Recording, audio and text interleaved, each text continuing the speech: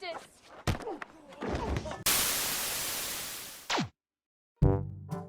Halo akang-akang dan teteh-teteh, kumaha damang sadayana. Welcome back di Sineng. Kali ini alur cerita yang Neng akan bahas berjudul Sydney White. Sebelum Neng lanjut ke ceritanya, jangan lupa ya dukung channel Neng dengan cara di subrek, like, komen, dan share. Yuk Cerita diawali dengan seorang gadis bernama Sydney. Dia diasuh oleh ayahnya karena ibunya sudah meninggal saat ia berusia 9 tahun. Sydney pun menjadi gadis yang tomboy karena ia hanya bergaul dengan teman-teman ayahnya saja. Ia juga ikut bekerja di sana sebagai tukang bangunan. Ayah Sydney beserta teman-temannya memberikan sebuah kartu serta laptop baru karena Sydney mendapatkan beasiswa untuk melanjutkan kuliahnya di kampus yang sama dengan ibunya dulu. Dengan perasaan sedih, ayah Sydney mengantar Sydney pergi ke terminal bis. Di dalam bis, Sydney membaca surat peninggalan ibunya, melihat beberapa foto, dan mendapat sebuah pin komunitas kapal dari ibunya. Rachel adalah cewek cantik serta kaya raya. Ia adalah presiden konsil kapal di kampus. Ia selalu terobsesi menjadi cewek seksi dan populer, nomor 1 di kampusnya, dan tidak boleh ada seorang pun yang melampaui dirinya. Tanpa diantar siapapun, Sydney tiba di kampus. Masuk ke dalam kamar, ia bertemu dengan teman sekamarnya yang sangat manja bernama Dinky. Taylor adalah cowok ganteng yang ditaksir banyak wanita termasuk Rachel. Taylor menjabat sebagai presiden beta di kampus. Ternyata Taylor adalah mantan pacar SMP Rachel yang pernah dicampakkan Rachel. Namun sekarang Rachel menyesal karena Taylor berubah menjadi pria yang tampan. Taylor begitu terkesan kepada Sydney ketika pertama kali bertemu. Ia memperkenalkan dirinya sebagai presiden beta. Taylor kemudian mengantar Sydney dan Dinky ke gedung yang mereka cari untuk sebuah pertemuan komunitas kapal. Karena Sydney dan Dinky adalah pewaris pendiri komunitas kapal dari ibu mereka.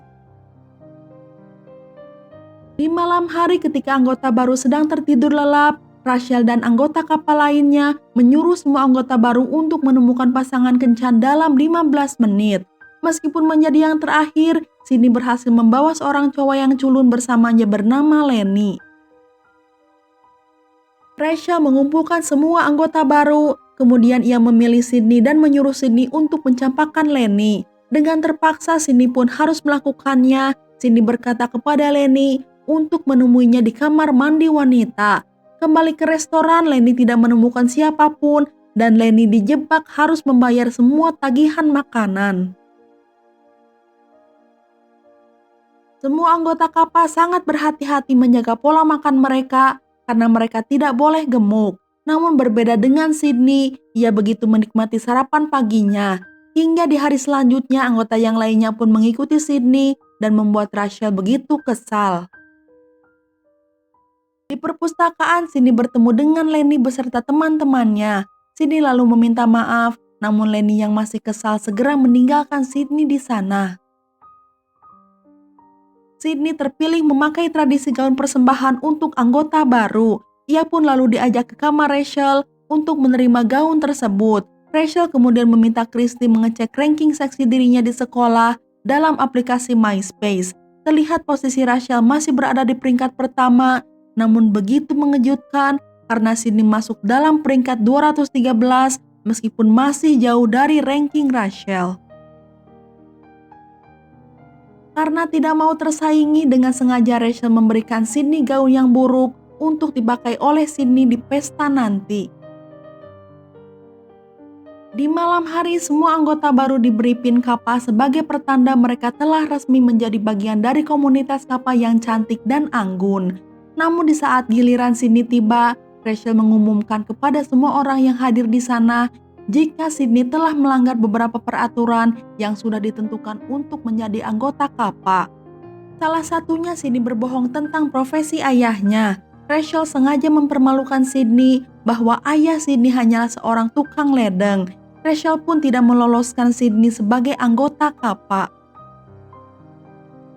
Menanggung malu di hadapan semua orang dan sakit hati, Sydney kemudian turun dari tangga. Dengan sengaja Rachel meminta gaunnya untuk dikembalikan. Sydney segera merobek gaun tersebut, ia melemparkannya dan pergi dari sana.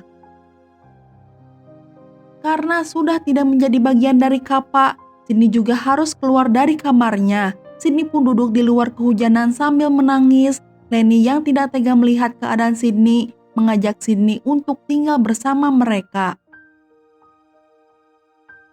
Sydney menelpon ayahnya. Ia tidak memberitahukan tentang kejadian memalukan yang ia alami. Sydney meyakinkan ayahnya jika ia baik-baik saja meskipun hatinya begitu terluka. Ketika sedang berjemur, Rachel seperti biasa memeriksa peringkat seksinya di MySpace. Ia begitu terkejut melihat Sydney naik begitu cepat dan berada di urutan 21. Di sisi lain, Sydney ingin mengajukan pencalonan Dewan Kemahasiswaan untuk Lenny dan teman-temannya sebagai komunitas Vortex yang tersisihkan karena mereka tidak mendapatkan hak yang sama seperti komunitas lainnya. Sydney pun bersedia menjadi juru kampanye komunitas Vortex. Mereka semua mulai membuat poster dan menempelkannya di beberapa titik kampus yang strategis. Seperti biasa, Rachel mengecek posisi ranking keseksiannya di MySpace. Peringkatnya masih berada di urutan pertama, namun sekarang Sydney sudah berada di posisi kedua. Rachel merasa begitu terancam dan tidak bisa menahan emosinya.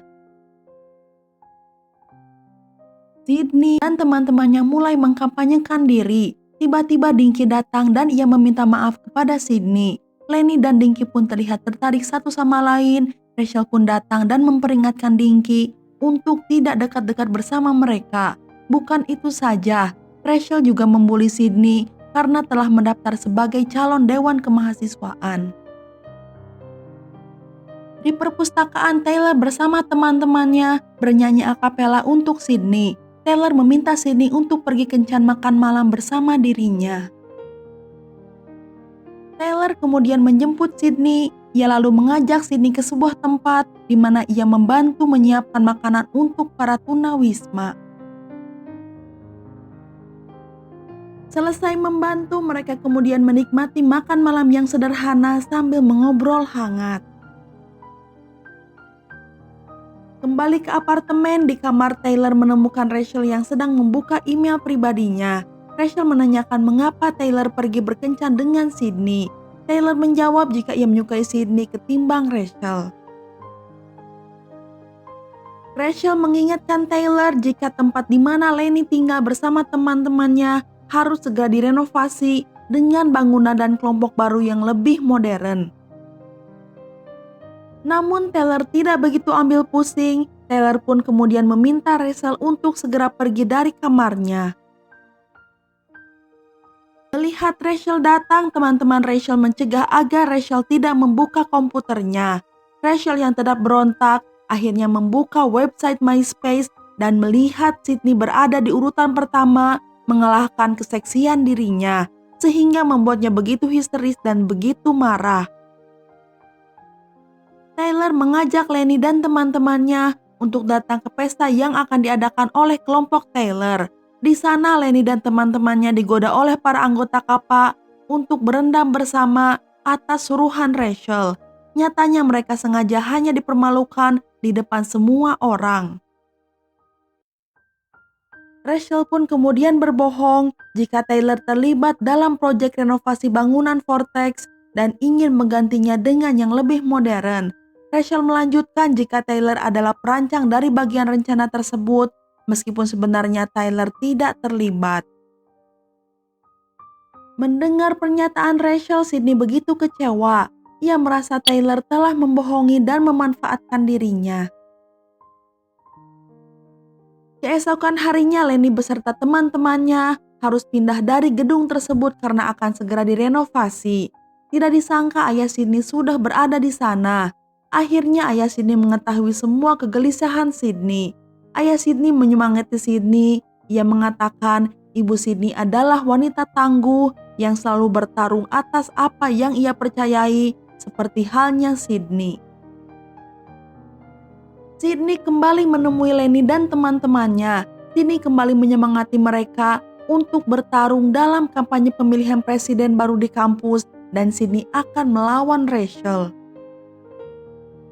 Kampanye Sydney pun mulai gencar ditampilkan di mana-mana. Sydney merangkul semua kelompok di kampus tanpa terkecuali, hingga pengikutnya pun mulai bertambah banyak.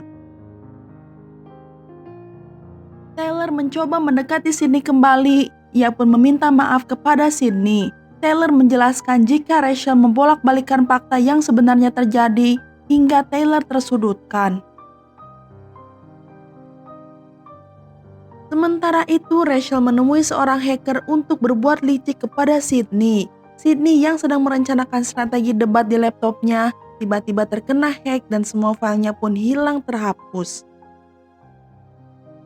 Menggunakan sisa waktu 12 jam, Sydney mengerjakan strategi debatnya kembali dari awal dan ia tidak tidur semalaman. Dengan kerja kerasnya, Sydney pun berhasil menyelesaikan semua tugasnya hingga dini hari. Sydney yang ketiduran di perpustakaan dibangunkan oleh ciuman Taylor. Sydney pun sedikit terlambat, ia kemudian segera bergegas mendatangi acara debat melawan Rachel. Semua pendukung Sydney dari kalangan berbeda pun datang mendukung Sydney. Sydney merasa memiliki semangat baru. Ia pun dengan percaya diri berdebat melawan Rachel. Pernyataan-pernyataan Sydney yang begitu relate dengan perasaan teman-temannya yang dulu sering diremehkan membuat semua orang terbuka atas jati diri mereka dan mendukung Sydney sebagai presiden konsil menggantikan Rachel. Dinky beserta anggota kapal yang tadinya takut kepada Rachel berbalik menyerang Rachel, lalu mereka kompak memberhentikan Rachel sebagai presiden konsil dan mengambil paksa pin kapal kebanggaan Rachel. Rachel yang sudah tidak memiliki kekuatan serta dukungan hanya bisa berteriak dan tidak bisa berbuat apa-apa. Sekarang semua orang dari berbagai kelompok bersatu dan bekerja sama serta diperlakukan setara. Itulah kisah Sydney White yang mempersatukan perbedaan menjadi berwarna. Dan film pun udahan. Nah, itu dia alur cerita film kali ini. Semoga bisa menghibur Akang dan Teteh semua. Neng undur diri dulu ya. Neng ucapkan terima kasih dan hatur nuhun. You keboy.